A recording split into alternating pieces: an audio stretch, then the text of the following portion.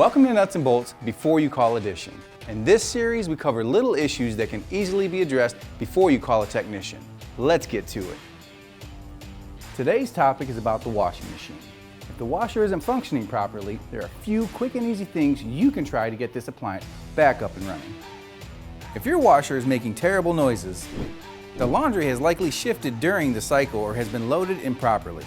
If you have a top load model, never load clothes on just the one side of the agitator. Distribute it evenly around the washer's tub.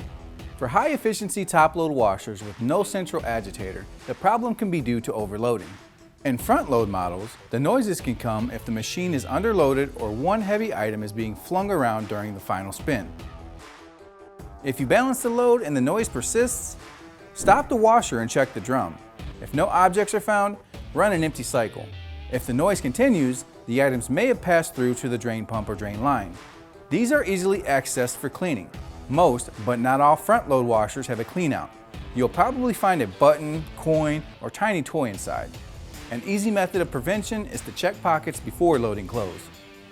If after rebalancing a load of wet clothes and the washer is still noisy and physically rocking, you must take steps to level the washer or it will never be quiet and further damage can occur. If you're still encountering issues with your washer, it could be a sign of an internal problem which may require some disassembly or a professional's diagnosis. But by doing a little troubleshooting yourself before you make that call can save you time and some money.